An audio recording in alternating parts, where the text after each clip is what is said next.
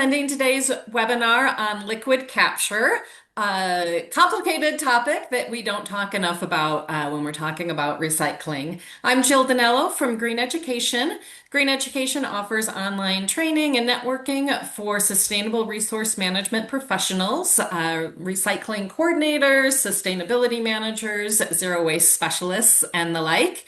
We are gearing up to start our winter semester of the Certificate in Sustainable Resource Management program. So if that's something that's of interest to you, please feel free to email me afterwards. I'll post my email in the chat. A few things before we get started. We're going to start with some formal presentation with our colleagues at SBM. Sydney is going to start us off. Then we will move on to Sue, Quinn, and Katey, all of whom have extensive experience in resolving this issue. So thank you so much for bringing your experience to us here today.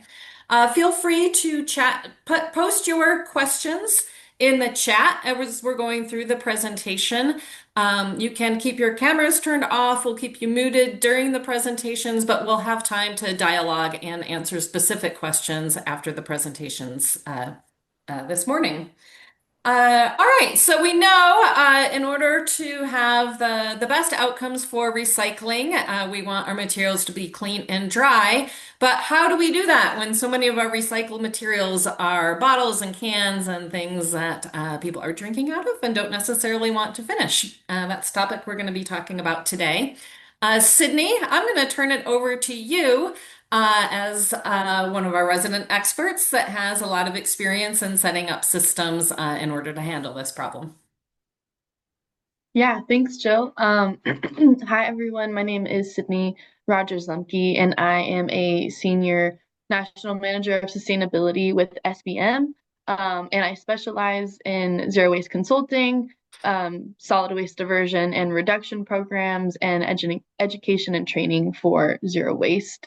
So I'll be introducing today's topic of liquid in the office waste streams and how to capture it.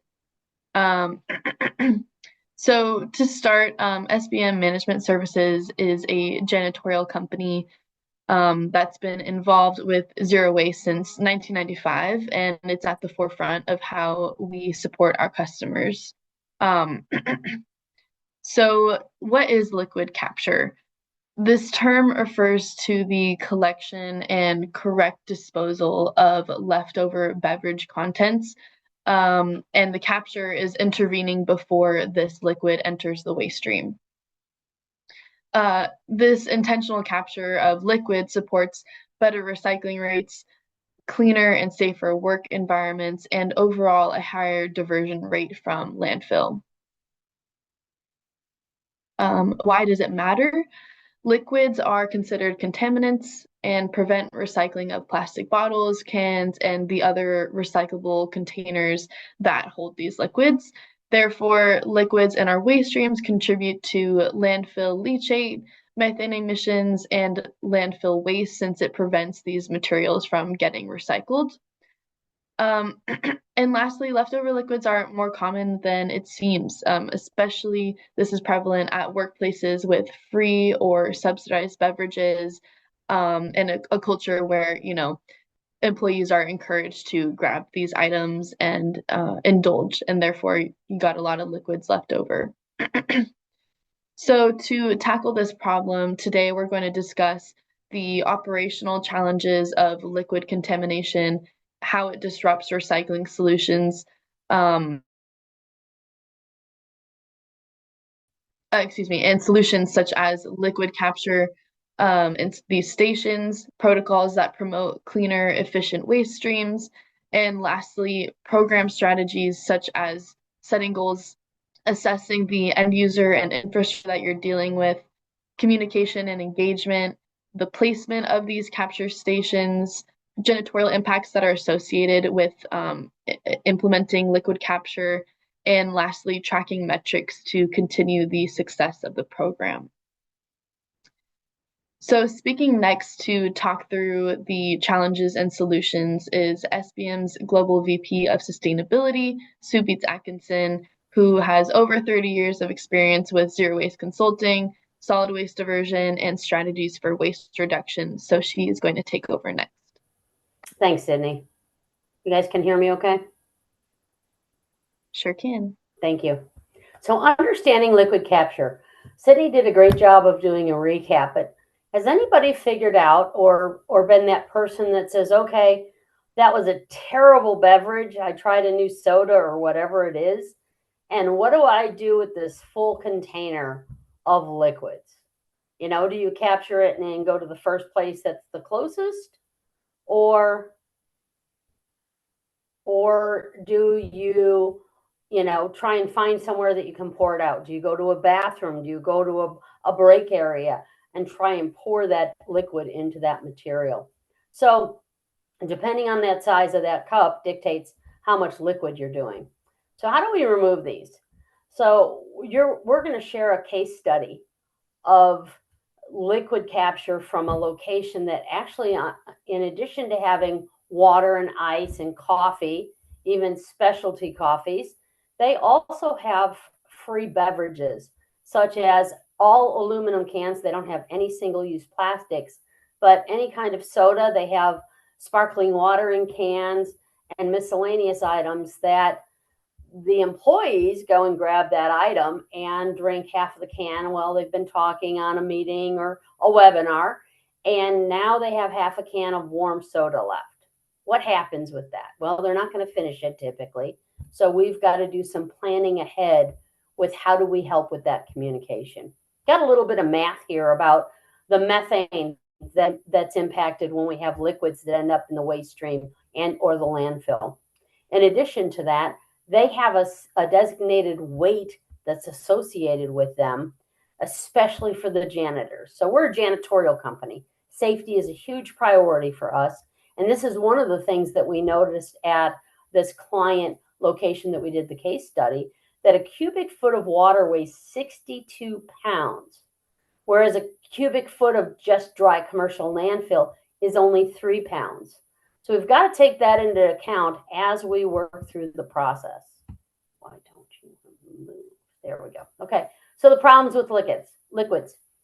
So the first thing that happens is it prevents contamination. If we can move it out of any of the waste streams, whether that is landfill, recycle, and or compost.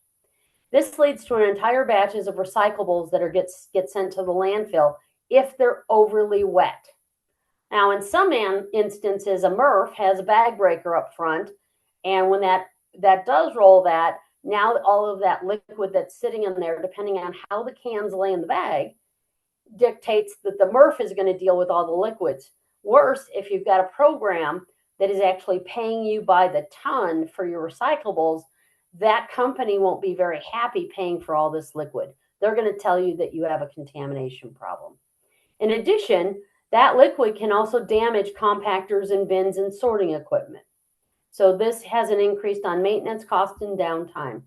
In addition to liquids sitting in a container in an office setting, that leads to odors and pests, especially those mini little gnats. And once they start, and if you have live plants, you are creating a much larger problem with those pests. In addition, this also supports the waste treatment centers if the liquids are making it down the drains. Now, typically, and you're going to see some containers that we've identified, that liquid is then being poured down the drain, which then is running it through the water treatment center, and we're keeping that liquid going as a cleaned up resource. And lastly, it helps with safety. Number one, those liquids can spill, but in addition, if the bag has any kind of a hole in it and the janitors go to move it, we now have a potential larger slip and fall issue. So we're always looking at how does this process work. So some of those solutions that we've looked at is liquid disposal pilot. We did this for a number of months at this one technology building up in Washington State, Redmond, Washington. And our goal was, we knew that we had a liquid problem. We've known that for a while. How do we look at this? And better yet, can we make it cost effective? That's one of the things that we measure. What's the ROI or return of investment? And what is the best unit to look at? And so we looked at pour-aways, and pour-aways typically you'll see at airports. In addition, we had looked at a couple other options for us, including just a simple bucket process that had a hole on the top and simplified the process. But we have to be able to move those items safely with that liquid without spilling it on the ground because we don't want it overly heavy. And when we did the pilot, we actually were pouring liquids from recycle as well as landfill to identify actual weights. We saw that 23% of the liquid in the waste bags was there prior to us implementing this process. I mentioned the weights, I mentioned the safety as a priority, as well as how do you clean these items? So designing a program, you've got to work with your client to identify what kind of signage they'll accept. Will they accept a nice big sign? We actually use these for a number of months. We pull them out if they're having any kind of an outdoor event. We also bought some of these units, not only for the cafeterias, but also the outside areas when they had outside seating, or we pull them out when the client is having any kind of, let's say they have a farmer's market, or it's a Friday and they bring out music. Anywhere that that's taking place, we bring out additional units. So we had to start out with talking to the stakeholders, the employees, the cafeteria, any kind of events, the facilities team, as well as our janitorial team. How will we make this work? How do we make sure that they're clean and that they look good? I don't know if any of you guys have walked up, and I was just in the Seattle airport this past week, and I'm not sure what happened, but the grate that sits on the top of it was just worn out, I guess is the best way to say it. And so how are people reviewing these and looking at them? They've got to look good. Somebody's going to walk up to this and pour something out. You want the perception to be that it's a simple process. I didn't really gross you out because that will stop all activity. And it's got to be clean. So then the next step is, can they be mobile? Is it better for us to roll this to a sink in a cleaning room? Because most of us have a mop sink in that janitorial closet. And can we easily dump that water so that it all comes out? You don't want 2 inches of water staying there permanently. Again, you're going to have a pest issue with that because it's not all water. It's coffee. Coffee has sugar products and creamer in there, which makes it sweet. Then you have to worry about sodas and the syrups from sodas. So there's a lot to really think about as you work through this. And then I'm going to mention, again, signage. Not only the big sign that says, hey, this was coming and now it's here, but also the signage that sits on or behind the liquid capture containers. Then we've got to figure out what's the service levels. And then lastly is where. Where do we put these? But also if I have a break area or a kitchenette that has a sink in it, can I put signage there and have people use that? It's already there. And I can eliminate buying another container. Because all of this is about, number one, how it looks, how easy it is to use, what it looks like, and getting the population to care and do the right thing. So that is our starting point. So choosing the correct product for the client. I mentioned that we've got to look at all levels.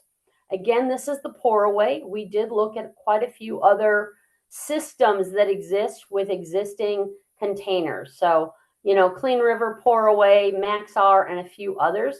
And what did we choose? We actually chose the Pour Away. And I think part of the reason for that was we saw this in action in airports. It's easy to keep clean. They actually have enzymes that we can pour in there so that we don't have to change it that often. And it tends to stay cleaner looking for the process. And it's got a really good warranty on top of that. So we had to develop the pilot. We had to determine the locations. We had to track the data. The most important part for our client is actually being able to capture information. And so with that, we identified key places for the pilot. We identified working with the janitorial team to identify weights. And what we did to simplify this is we actually put a gauge on the container so that the janitors could look at it and say that it is, 3/4 full. And we had a weight associated with 3/4 full when they filled that out. Make it as simple as you can. Then we had to train the janitors to use that gauge as well as clean the unit daily. We asked them to share pictures, which they did a great job doing, so that we could see if there were concerns. And I'm going to tell you there are concerns with this process.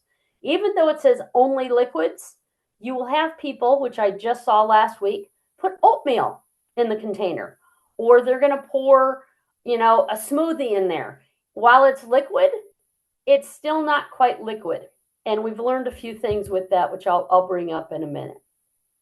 So for this pilot, we ran it for 6 weeks, and we had some challenges about the cleaning. We had challenges with the container and what they were dumping, still a bit of a problem. We handled and removed almost 3,600 pounds of liquid out of the waste stream. That liquid was captured in the pour away containers through just when we bought the few pilot ones. So we captured almost 2,000 pounds, and we were able to remove 49% of that liquid out of our current waste stream. So it was a 4-phase pilot. You can see how we started this, and this was back in 2023. It took us a while to identify not only the weights up front, but also when we started phase 2. We got permission to bring containers in. We started a few locations, and we actually weighed everything as part of this response. And again, we used a simplified method so that it was easier for the janitorial team to mark things.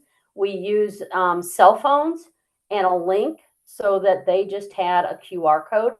They automatically put that information in. It didn't slow them down, didn't cause any problems.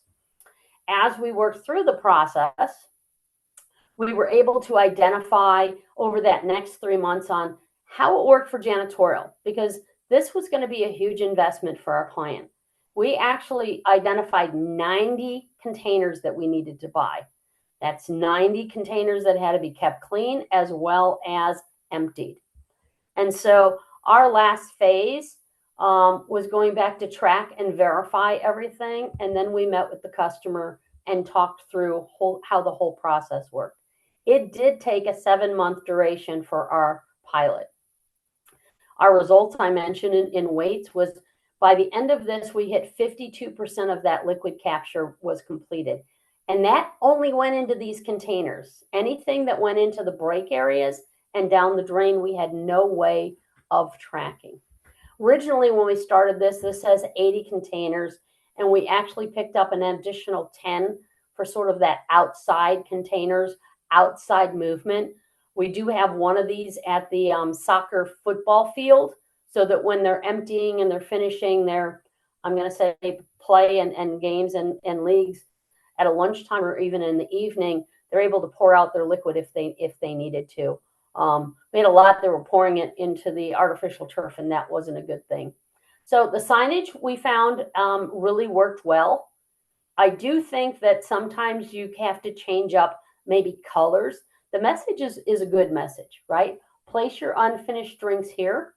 And we bought some signage that actually sits behind here. We had them on the other picture shows them hanging, which was a good start. But if you move this around a bunch, they didn't stay on and they lost the grip. So we bought one of those stands that's got a stand behind it and it pulls straight up. We really like this approach, and it's a huge win for the whole process. The waste hauler actually was able to identify after a while that we had less liquids, which was a good part of the direction that we were trying to complete. So with that, I'm going to hand this off to Quinn. Quinn is one of our sustainability managers. She's been with us and dedicated to our client for 2 years. We do zero waste consulting. She works on programs for solid waste diversion, as well as specialty items that come out of the labs. Really engages in tabling events and lunch and learns to help do that face-to-face communication. And she is a true zero waste advisor, as well as a CSRMP certified. So Quinn, take it away. Thank you, Sue. I'll be discussing effective strategies for signage and communication when it comes to liquid capture. So following a waste analysis that yielded large amounts of liquids in the recycling stream, it was decided with the client that signage was needed to communicate to end users that liquids can't go in the recycling. So we landed on the gray no liquid sign that you see on the right, and we placed it on top of the bin at eye level and to let end users know that liquids did not belong in the recycling stream. Some challenges with this sign was that it got moved around and it had the very temporary look of just being in the plastic stand. But also it did not explain the why or what happens when liquids end up in the recycling stream. It just says no liquids with a great picture. So we decided to launch a communications campaign called Did You Know? And that is the little yellow box down there. And that ran on all the monitors and digital screens throughout campus. And it rotated different facts throughout the month. Did you know when you empty your cup of coffee into the recycling, the liquids render the cardboard and paper already in there unrecyclable? So just kind of a different way of painting that picture and kind of providing the why behind the action for the end users. Next slide, please.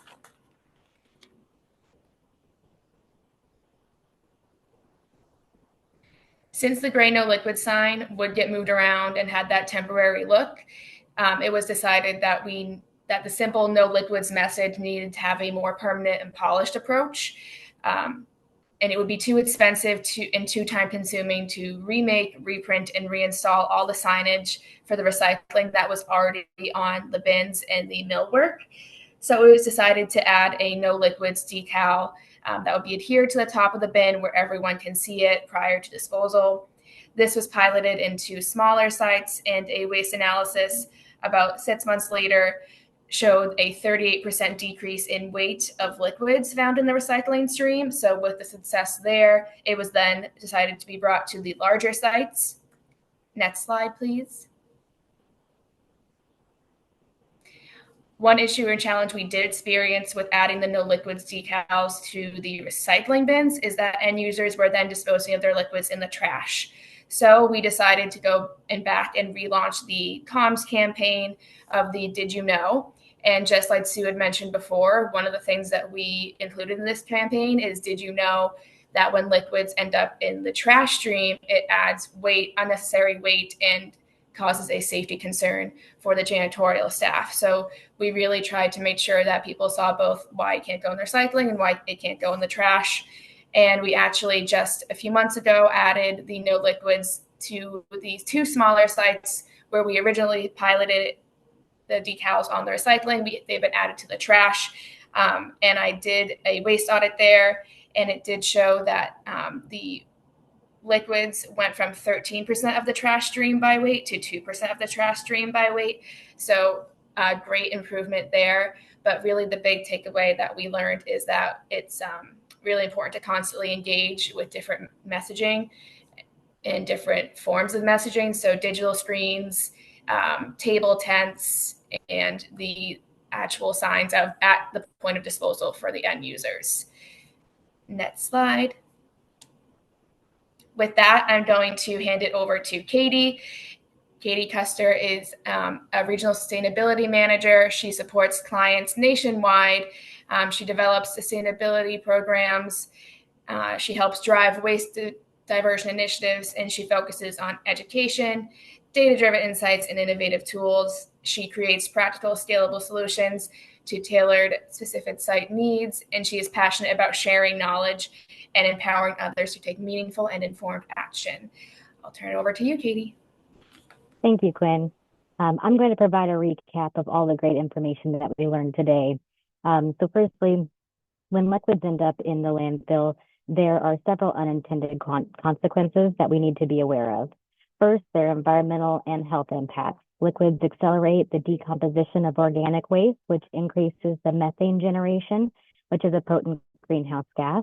Liquids also contribute to landfill leachate, the liquid contamination that forms when water mixes with waste and different liquids.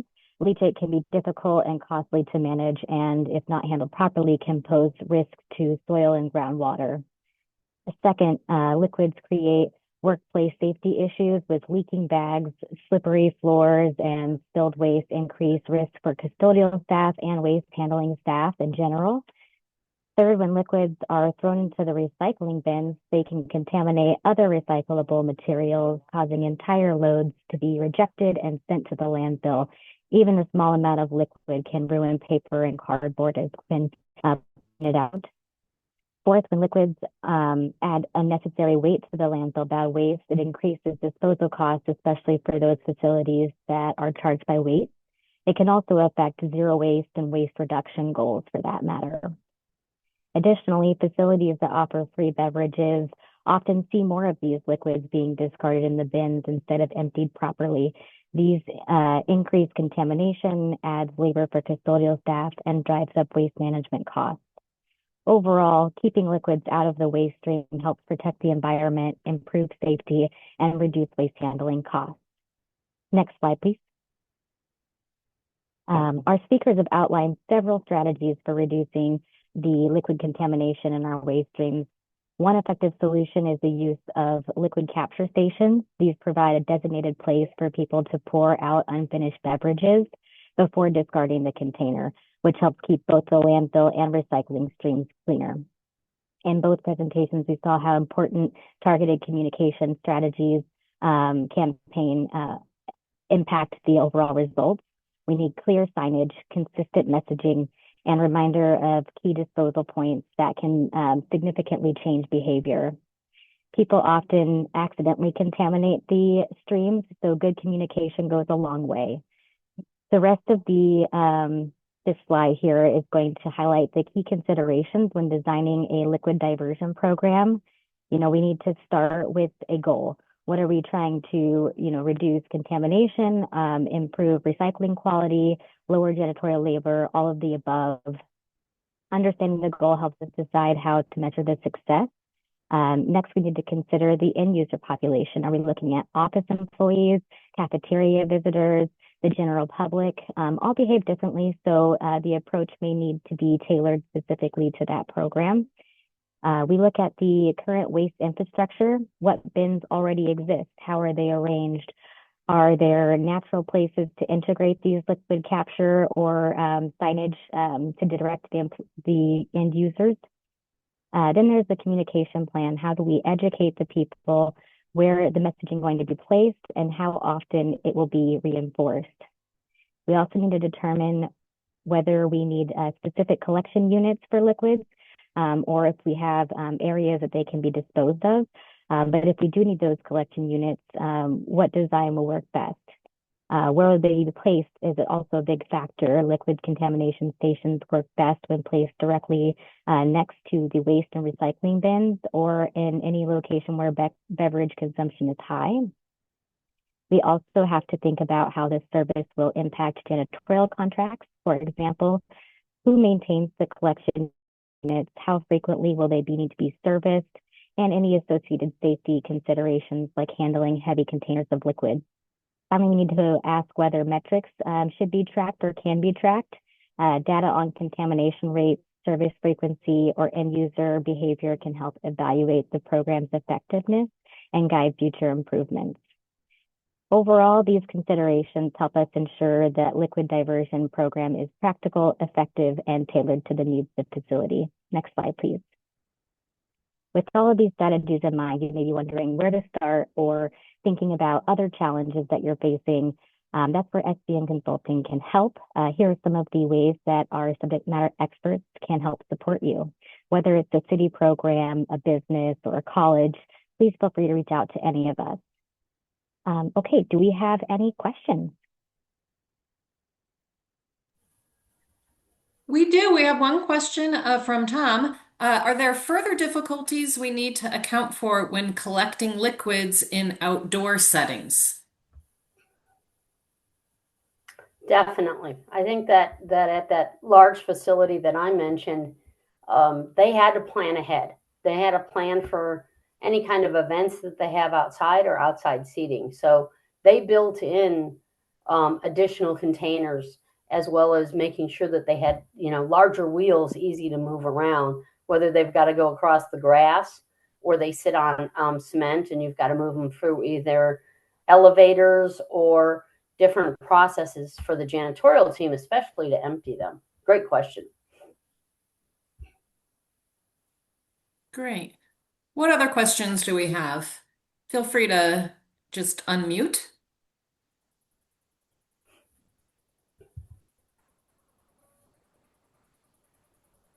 I think a lot of this is that starting point of thinking about liquids.